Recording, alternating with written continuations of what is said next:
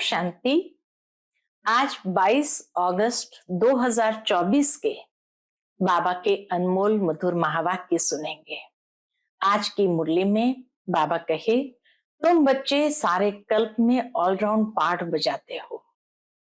अब तुम्हारा पार्ट पूरा हुआ, अब घर चलना है। कैसे जाना है? तो बाबा कहे, तुम बच्चे अपने भाग्य की महिमा तो जानते ही हो कि स्वयं निराकार बाप बैठ हम आत्माओं को पढ़ाते हैं।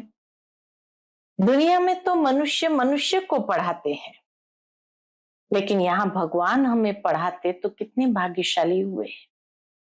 फिर बाबा कहे, इस ड्रामा के अंदर सबसे बड़े से बड़ी पोजीशन एक निराकार बाप की ही है। बाकी सब आत्माएं ड्रामा के सूत्र में बंधी हुई है।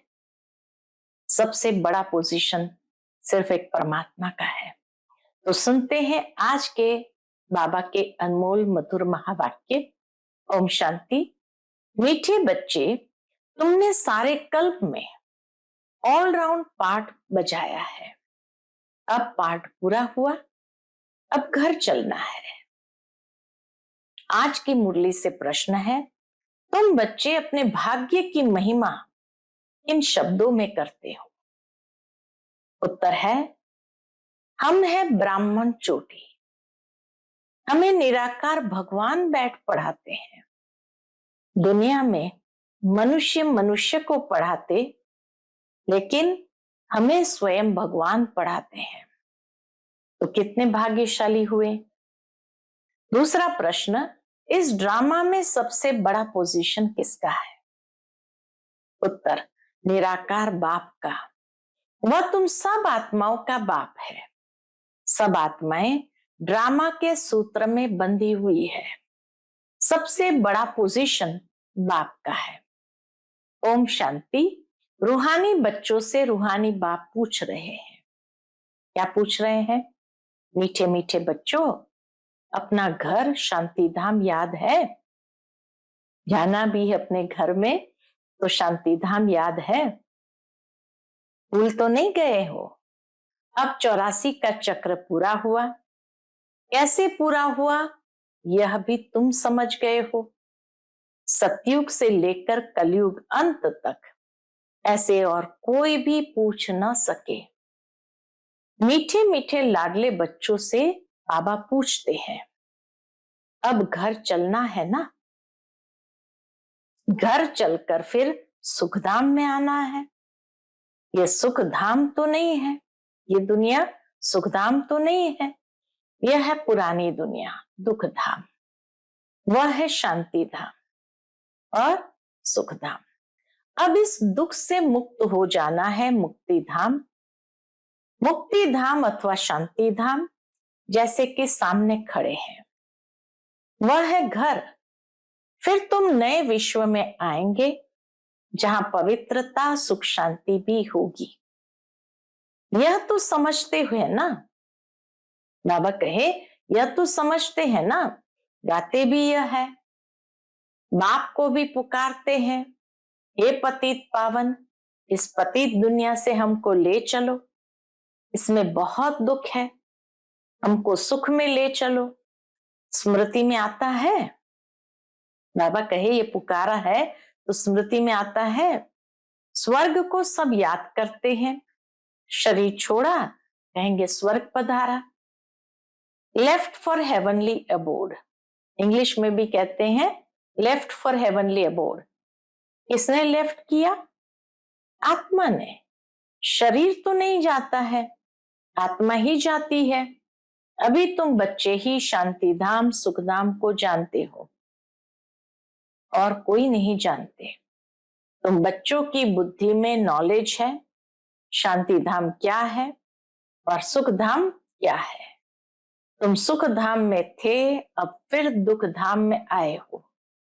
सेकंड मिनट घंटे दिन वर्ष बीत गए।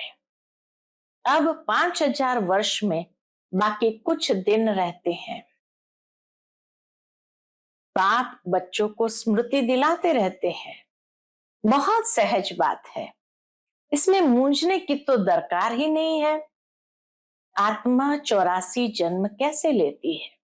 बाबा कहे ये याद करना है, आत्मा 84 जन्म कैसे लेती है यह भी किसको पता नहीं है।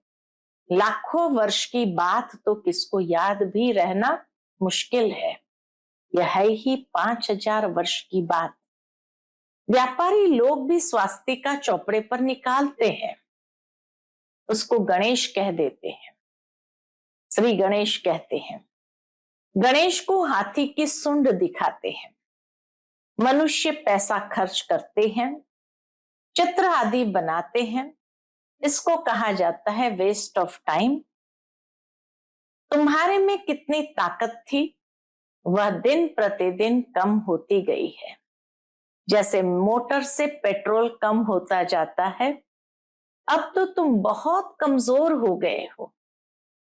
बाबा जब देखते हैं तो कहते हैं अब तो बच्चे बेचारे बहुत कमजोर हो गए हैं। 5000 वर्ष पहले भारत क्या था? अथाह सुख थे, कितना जबरदस्त धन था। यह राज्य उन्होंने कैसे पाया? राजयोग सीखे थे, इसमें लड़ाई आदि की बात ही नहीं। इनको कहा जाता है ज्ञान के अस्त्र शस्त्र, और कोई स्थूल बात नहीं है। ज्ञान के अस्त्र शस्त्र है ज्ञान विज्ञान। याद और ज्ञान के कितने बड़े जबरदस्त अस्त्र शस्त्र है। बाबा कहे ज्ञान और याद के कितने बड़े जबरदस्त अस्त्र शस्त्र है। सारे विश्व पर तुम राज्य करते हो। देवताओं को कहा जाता है अहिंसक। अभी तुम बच्चों को मनुष्य से देवता बनने की शिक्षा मिल रही है। तुम जानते हो हम हर 5000 वर्ष के बाद बेहद के बाप से ये बेहद का वर्षा ले रहे हैं। ये आत्मा की बात है, इसमें स्थूल लड़ाई आदि तो कोई बात नहीं। आत्मा पतित बनती है, इसलिए वह पावन होने के लिए बाप को बुलाती है। अब बाप कहते हैं मीठे मीठे बच्चे अब तो घर जाना है।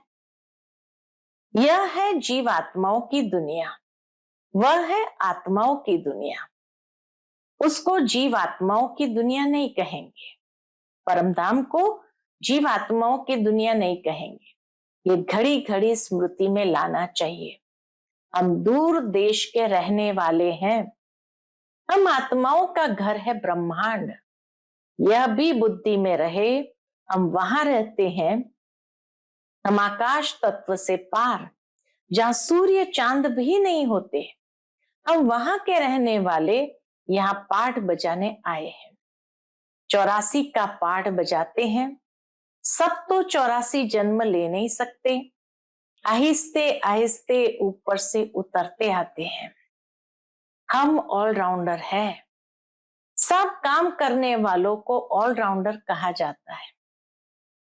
जो हर प्रकार के काम करते हैं उनको ऑलराउंडर कहा जाता है। तुम भी ऑलराउंडर हो। आदि से अंत तक तुम्हारा पार्ट है, तो कितने वैरायटी प्रकार का पार्ट हमने बजाया होगा। अब इस चक्र का अंत है तो भी ऊपर से आते रहते हैं।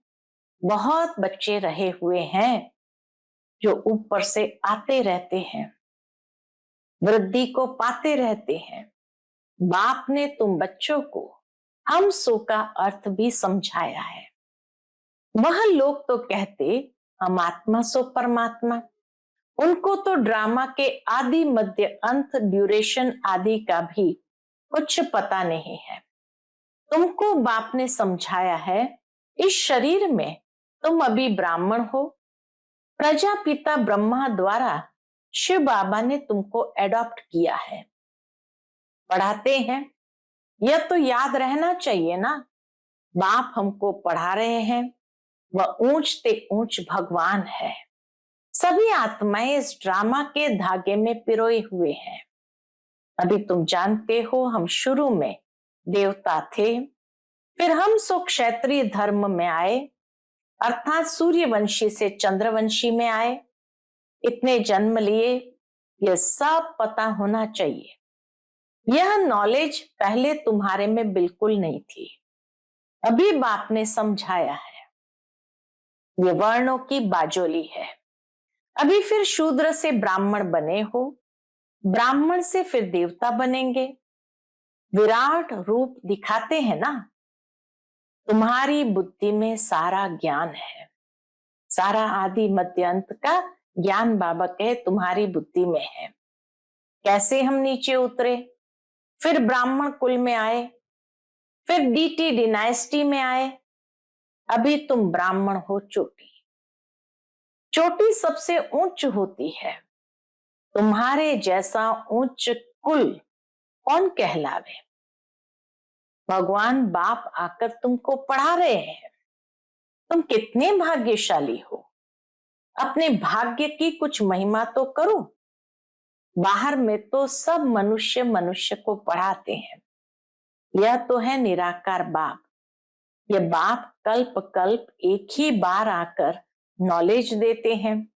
पढ़ाई तो हर एक पढ़ते हैं ना। बैरिस्टर की नॉलेज पढ़कर बैरिस्टर बनते हैं। ये सब मनुष्य मनुष्य को पढ़ाने आते हैं। ये सब मनुष्य मनुष्य को पढ़ाने आते हैं। अभी यह है भगवान वाच। मनुष्य को तो कभी भगवान नहीं कहा जाता, वह तो है निराकार। यहां आकर तुम बच्चों को पढ़ाते हैं। पढ़ाई न सूक्ष्म वतन में न मूल वतन में पढ़नी होती है। कहाँ पढ़नी होती है? पढ़ाई होती ही यहाँ है। यहाँ ही पढ़ाई पढ़ना है। इसमें मूंझने की तो कोई बात ही नहीं है। स्कूल में कभी स्टूडेंट कहेंगे क्या कि हम मूंझते हैं, हमको निश्चय नहीं होता। पढ़ाई को पढ़कर अपना स्टेटस लेते हैं। पढ़ाई के आधार से ही स्टेटस मिलता है। ये लक्ष्मी नारायण सतयुग आदि में विश्व के मालिक कैसे बने? जरूर बाप द्वारा बने। बाप तो सच बताएंगे, भगवान कोई रॉन्ग थोड़ी बता सकते हैं। बड़ा भारी इम्तिहान है। इस समय तो है प्रजा का प्रजा पर राज्य।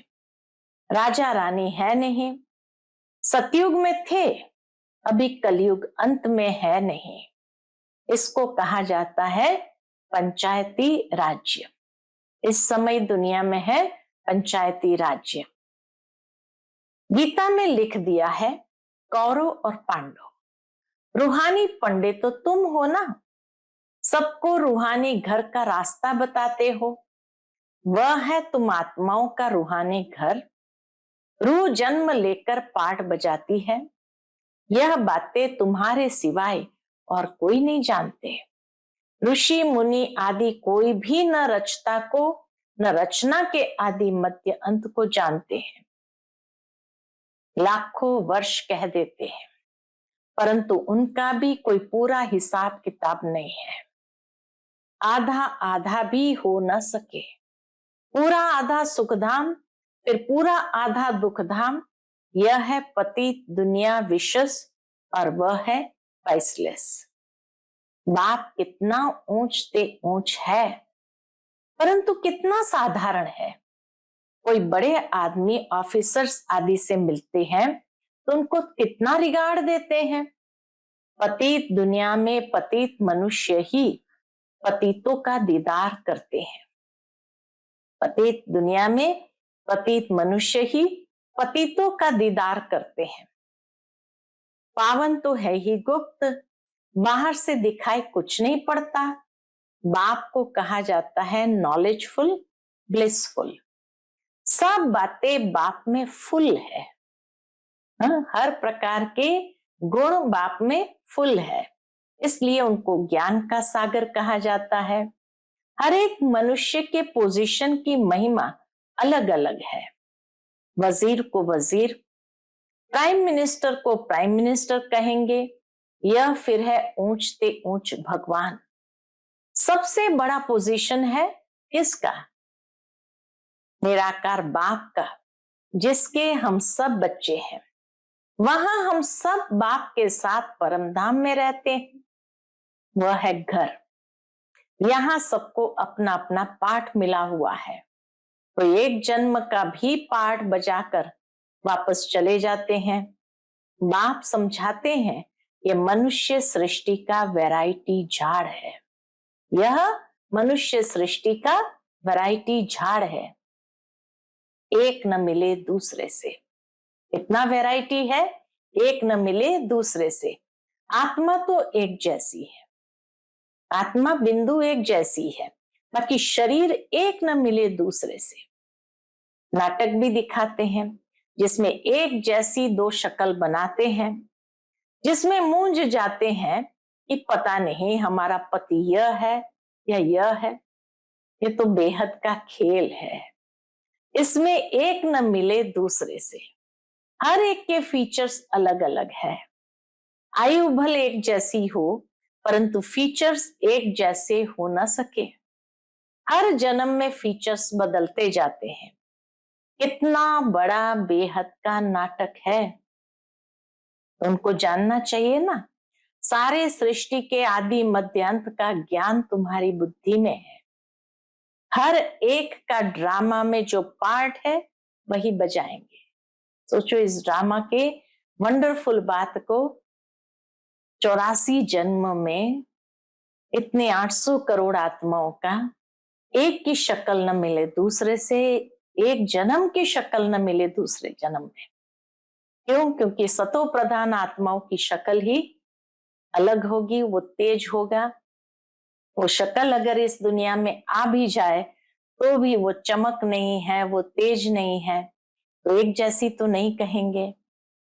तो एक का शक्ल नहीं मिले दूसरे से, एक का पार्ट न मिले दूसरे से, यानी 5000 वर्ष में किसी दो आत्मा का पार्ट एक जैसा नहीं। इसको कितना बड़ा कुदरत कहा जाता है। तो बाबा कहे हर एक का ड्रामा में जो पार्ट है वही बजाएंगे। ड्रामा में कोई रिप्लेस हो नहीं सकता। दुनिया के ड्रामा में तो फिर भी रिप्लेस हो जाएगा, लेकिन इस ड्रामा में कोई रिप्लेस भी हो नहीं सकता। बेहद का ड्रामा है ना, जन्म लेते रहते हैं, सबके फीचर्स अलग अलग है। इतने वैरायटी फीचर्स है।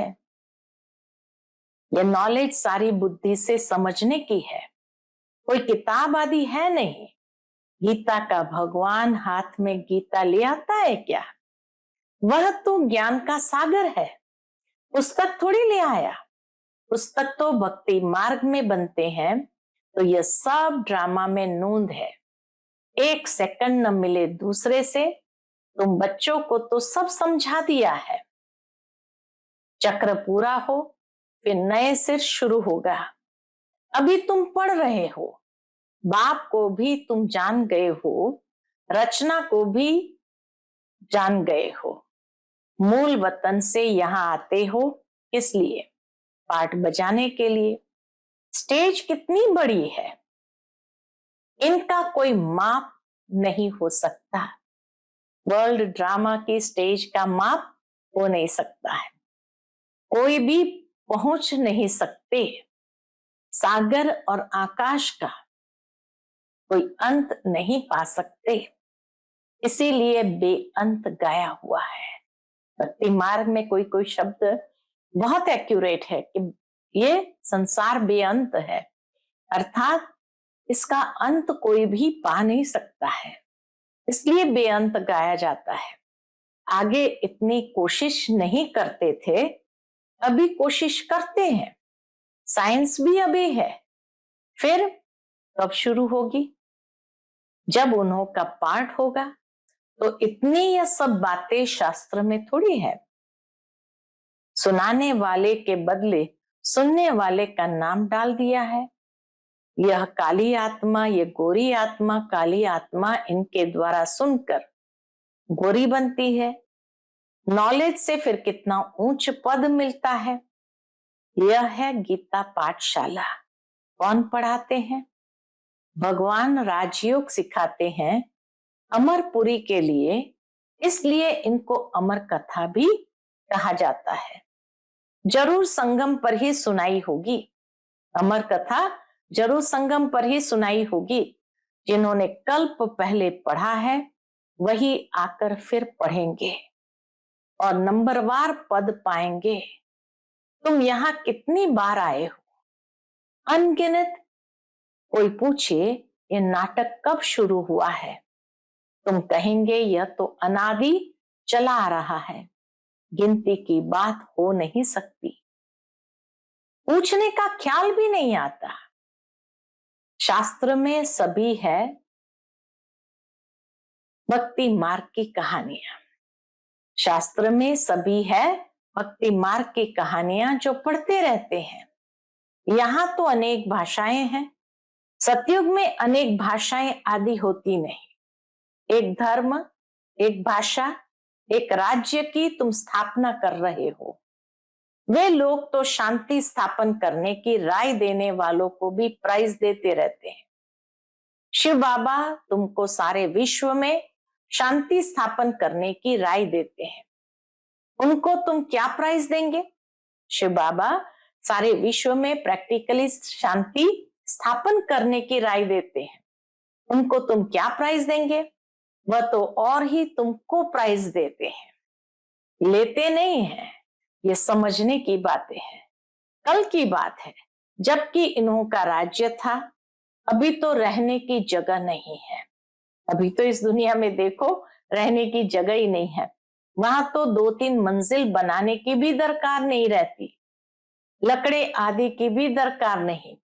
वहां तो सोने चांदी के मकान होते हैं। साइंस के जोर से जट मकान बन जाते हैं। यहाँ तो साइंस से सुख भी है, दुख भी है। इससे सारी दुनिया खलास हो जाएंगी। इसको कहा जाता है फॉल ऑफ पोम्पिया। माया का कितना पॉम्प है। शाहूकारों के लिए तो जैसे स्वर्ग है, इसलिए वह तुम्हारी बात भी नहीं सुनते। आगे तुम भी नहीं जानते थे। यहाँ तो बाप आकर डायरेक्ट तुमको पढ़ाते हैं। बाहर में तो फिर भी बच्चे पढ़ाते हैं, मित्र संबंधी आदि भी याद आते रहते हैं। यहाँ तो बाप बैठ समझाते हैं। दिन प्रतिदिन तुम याद की यात्रा में पक्के होते जाएंगे।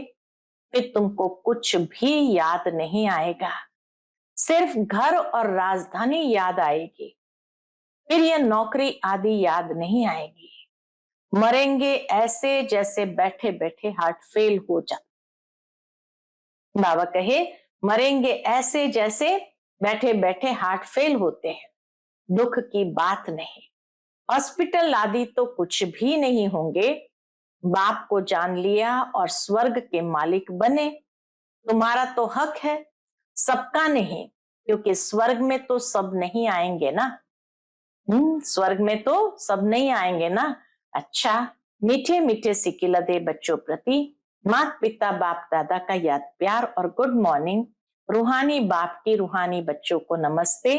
हम सब रूहानी बच्चों की रूहानी माता पिता बाप दादा को याद प्यार, गुड मॉर्निंग और नमस्ते नमस्ते। शुक्रिया बाबा, शुक्रिया। आज की मुरली से धारणा के लिए मुख्य सार है। पहली पॉइंट, रूहानी पंडा बन सबको रूहानी घर का रास्ता बताना है। ज्ञान और योग के अस्त्र शस्त्र से सारे विश्व पर राज्य करना है। डबल अहिंसक बनना है। दूसरी पॉइंट, 84 जन्म का ऑलराउंड पार्ट बजाने वालों को अभी ऑलराउंडर बनना है।